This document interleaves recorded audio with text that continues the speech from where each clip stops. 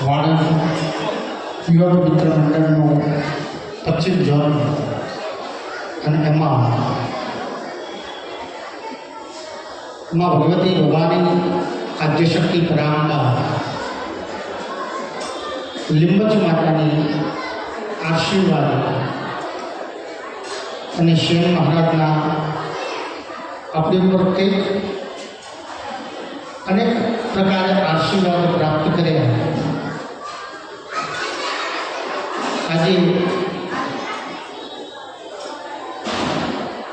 સૌથી પહેલાં તો હું આભાર માની લઈશ, કારણ કે કદાચ પાછળ ભૂલી જવું કે ઝાલાવાડ વાણંદ યુવક મિત્ર મંડળ 25 ઝોનના જે કંઈ કારોબારી સભ્યો અને આપ સર્વનો ખૂબ ખૂબ આભાર માનું છું, કારણ કે મારી વાણીને તમારા સુધી મોકલવા માટે આ સ્ટેજ ઉપર મને ઉપસ્થિત કર્યું.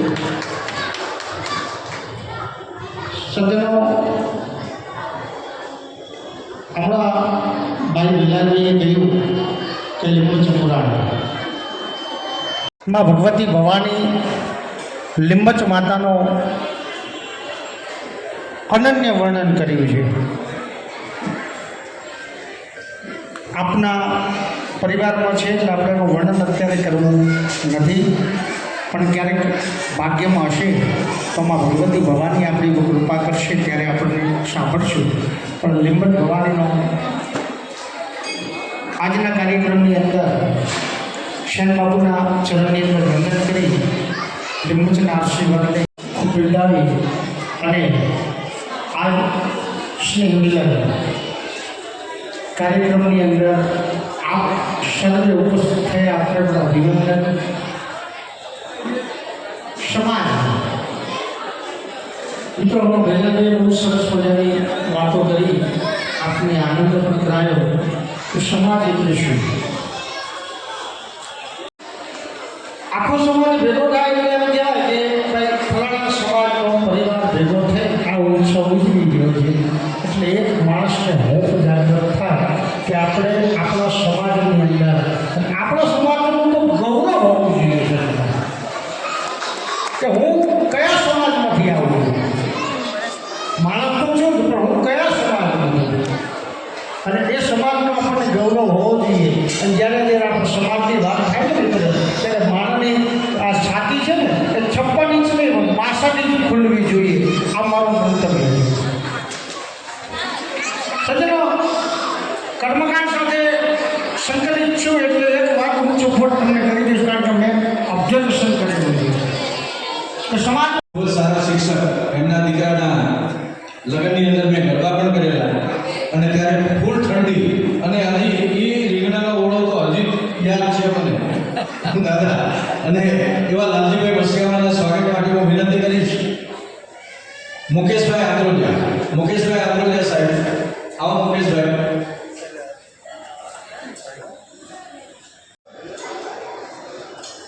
આપણા સ્પેશિયલ મહેમાન તરીકે આવે, જોરદાર તાળી ઉડાવો. મહિલા આમંત્રણને માન આપી અને અમે આ સ્નેહમિલનની અંદર વધાર્યા છે, તો એમનો ખૂબ ખૂબ આભાર વ્યક્ત કરું છું. બીજું કે આપણી વાણંદ સમાજની જે કંઈ વિધિ છે એને અનુસરી અને જે આ બધા સ્નેહમિલનના કાર્યક્રમો ખેલવાડી મંડળના કાર્યક્રમો જે થાય છે એમાં બધાનો સાથ સહકાર મળે છે, એનો પણ હું બધાનો ખૂબ આભાર વ્યક્ત કરું છું. બીજું, અમારે લીંબડી 3/2/2026 એ મંગળવારના રોજ પ્રથમ સંમેલન લીંબડી વાણંદ સમાજ ટ્રસ્ટ દ્વારા થઈ રહ્યા છે. તો આ જાહેર મંચ ઉપરથી અહીં બેઠેલા તમામ માણસોને હું જાહેર આમંત્રણ આપું છું કે તે દિવસે આવે, અમને મળે અને અમારા અવસરના સહભાગી થાય.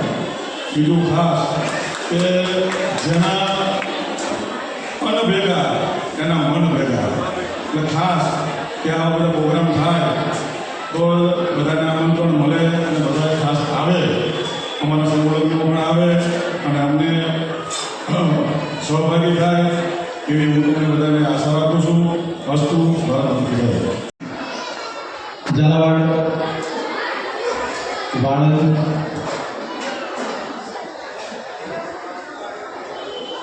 જ્ઞાતિ મંડળમાંથી પ્રતિનિધિ તરીકે આપણા હિંમતભાઈ કાંજિયા અહીંયા ઉપસ્થિત છે, તો એમને વિનંતી કરું કે સ્ટેજ આગળ આવશો. હિંમતભાઈ કાંજિયા.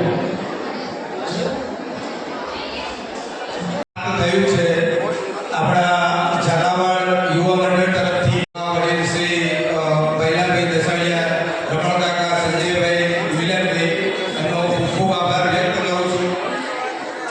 અગાઉ જે વાત કરી ભૈલાભાઈએ જે બી શિક્ષણ એટલે સમજો ત્રીજી આંખ છે, બરોબર. જ્યાં સુધી આપણા બાળકો ભણવામાં મજબૂત છે ત્યાં સુધી ભણાવજો, બરોબર. એવા એક ફેમિલીમાંથી હું આવું છું કે ફાધર બિઝનેસ કરતા હતા, આપણો ધંધો, બરોબર. બાકી આખા ફેમિલીને એમણે ભણાવ્યું છે, પણ નસીબ સંજોગે આ ધંધો અપનાવવો પડ્યો, બરોબર. માતૃશ્રી પણ શિક્ષક રહી ચૂકેલા છે ભૈરવભાઈ, અમારા ભાઈ બી શિક્ષક રહી ચૂકેલા છે. અત્યારે બીજી પેઢીમાં અમારા વહુ બી નર્સિંગ ટીચર હતા, જેણે પણ કોરોના પછી આ ધંધો એક્સેપ્ટ કર્યો છે. નાનો બાબુ બી આઈટી કરી પણ આ ધંધો કરે છે. એટલે પિતાજીના જે પગલે પગલે અમે ચાલ્યા છે, અત્યારે કુદરતે સારો એવો સપોર્ટ કરી અમને આ સ્થાને પહોંચાડ્યા છે. એટલે હું ટૂંકમાં કહીશ કે જ્યાં સુધી આ ધંધામાં બી અત્યારે એજ્યુકેશનની ખૂબ જરૂર વાળો થઈ ગયો છે સમય, બરોબર.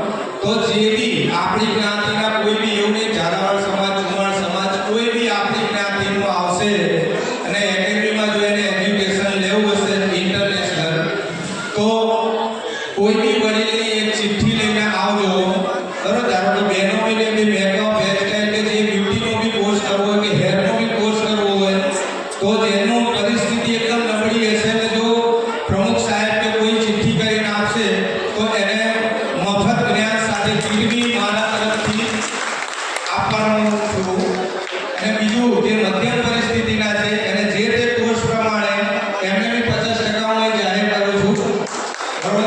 કે જે અત્યાર સુધી જે આપણે વાત કરી રમણ કાકા, એ રમણ કાકા બી બહુ અત્યારે જવાનને બી શરમાવા એવા છે કે એમને જે સોશિયલ મીડિયાના માધ્યમથી એમણે ઘણા બધા સમાજના કાર્યક્રમોને ઉજળા કર્યા છે. એવા રમણ કાકા માટે જોરદાર તાળીઓ.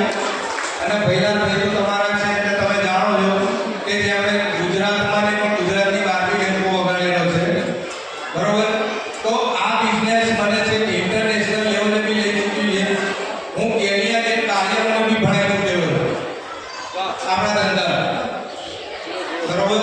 અને નેપાળમાં મને 2 શેર આર્ટિસ્ટનો એવોર્ડ મળેલો છે. આવા ઘણા બધા એવોર્ડથી સન્માનિત થયેલા છે. પણ હવેનો એવો વિચાર છે કે જ્યાં સુધી આપણી જ્ઞાતિની સેવામાં આપણે આગળ સમાજને લઈ લઈએ ત્યાં સુધી આપણું આ જે કરેલું એ વ્યર્થ ગણાય. તો આજે અહીંયા હું જાહેરાત કરું છું કે જે બી બેન દીકરીઓ કે જે ભાઈઓ છે, જેટલી મારાથી મદદ થઈ શકશે એટલી હું કરવા અહીંયા આજે ફરમાન કરું છું. ભૈલાજી જે બી વડીલોની સહી કે ચિઠ્ઠી લઈને આવશે એને હું શીખવાડો બંધાય. જય માતા. આ થઈને મતદાનની વાત કૌશિકભાઈ પધારા. ખરેખર જેને પરિસ્થિતિ નથી એના માટે મેલ કે ફિમેલ, લેડીઝ કે જેન્ટ્સ, એના માટે ફ્રીમાં સેવા આપવા પણ તૈયારી બતાવી અને બીજાને હાફ ચાર્જની અંદર જોરદાર તાળીઓથી વધાવી દો કે આવા સમાજ તમારી અંદર ડેવલપિંગ કરવાની શક્તિ કેટલી છે, તમારું સર્જન શક્તિ કેટલી છે એના ઉપર આધાર રાખે છે. એવું નથી કે બહુ ભણેલા હોય તો જ તમે આ કરી શકો. ઓછું ભણેલા હોય તો તમારી અંદરનો પાવર, વિલ પાવર છે ને એ મજબૂત બનાવો અને એને બહાર લાવવાનો પ્રયત્ન કરો. ચોક્કસ પ્રયત્નો આપણા સફળ થતા હોય છે. અશોકભાઈ લાવો તો બીજા બે નામ આપવાના થાય. બે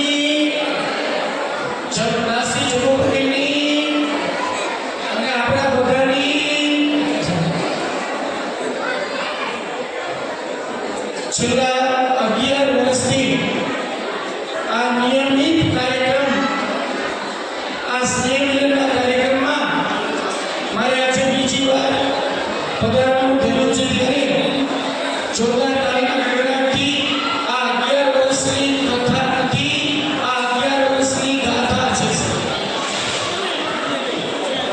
અને આ સ્નેહ મિલન કાર્યક્રમમાં ઝાલાવાડના બધા જ જે રાણીપ સ્થિત અને આજુબાજુના એરિયામાં જે બધા આવ્યા છે એ બધા જ અહીંયા એકબીજાને મળવા, અમદાવાદમાં જ્યાંથી આવ્યો છું ત્યાંથી સમય નથી એ વસ્તુ સાચી પડે છે, પણ ત્યારે રજા ખાઈને